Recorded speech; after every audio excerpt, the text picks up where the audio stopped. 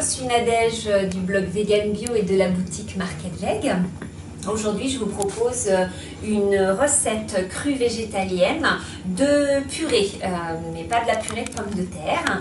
Nous allons faire une purée à base de chou-fleur. Donc là, pour cette recette et pour cette quantité, j'ai besoin de la moitié d'un beau chou-fleur, donc coupé en morceaux, que nous allons mixer. Alors moi, je n'ai qu'un blender malheureusement.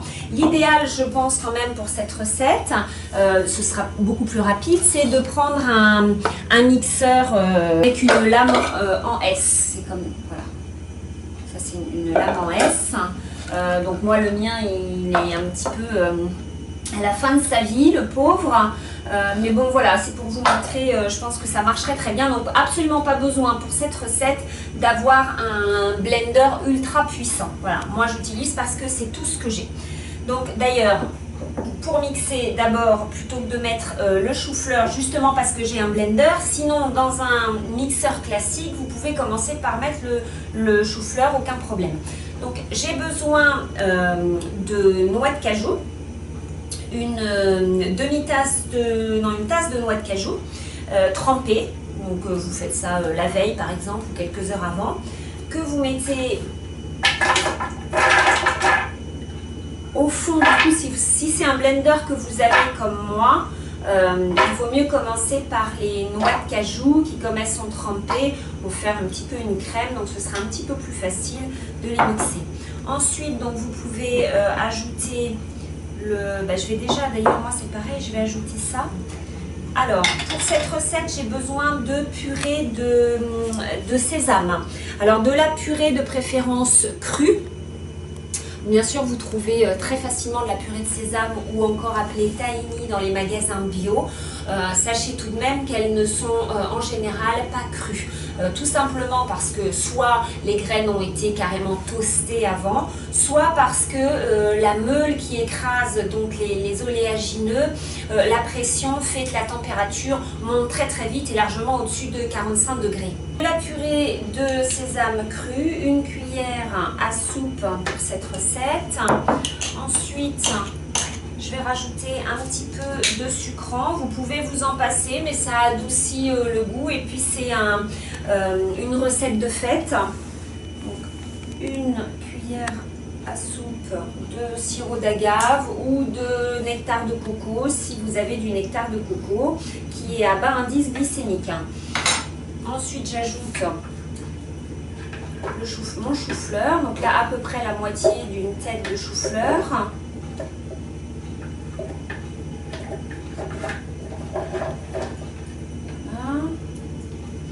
Et également un petit panais. Voilà, le panais, je ne sais pas si vous connaissez, ça ressemble un peu à une carotte, mais blanche. C'est très doux le panais, c'est un peu sucré. Donc là, j'ai un panais coupé en morceaux. Je rajoute de la levure maltée dans ma purée, enfin dans le mélange. Voilà, ça va apporter un petit goût de fromage. Voilà, et puis je vais ajouter un petit peu d'eau quand même pour mixer facilement tout ça. Voilà.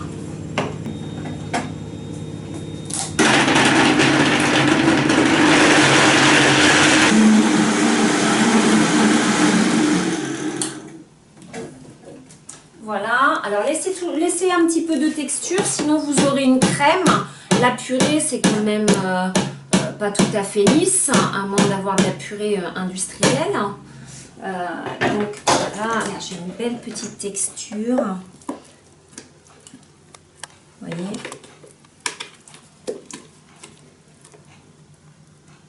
Ça ressemble tout à fait à une purée. Je pense que si vous ne dites rien à vos invités, bon, le goût, on devine assez vite que c'est pas de la purée de pommes de terre quand même, mais c'est très bon. Alors vous pouvez bien sûr la faire chauffer pour la servir. Ce sera toujours cru. Juste vous la passez soit au déshydrateur, tout doucement, soit vous la faites chauffer dans une casserole en surveillant. Donc là, elle n'est pas assaisonnée. Donc pour finir, un petit peu de sel, de préférence un sel de qualité. Donc soit du sel rose de l'Himalaya, soit un bon sel de mer. Mais ensuite, un petit peu de poivre pour relever tout ça. Voilà. tout mélanger. Voilà, votre purée est terminée. Je vais goûter.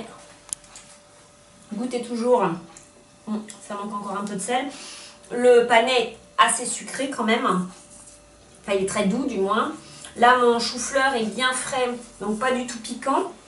Il faut savoir que le chou-fleur, quand il vieillit, il pique, il finit par piquer au goût. Donc ça, choisissez vraiment un chou-fleur bien frais si vous voulez convaincre vos invités que une purée crue peut être aussi agréable à manger qu'une purée de pommes de terre. Parce que là, sinon, si c'est trop piquant, ça ne leur plaira certainement pas. Voilà.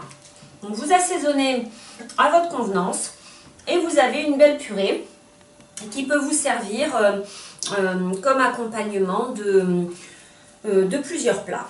Voilà. À bientôt. Au revoir.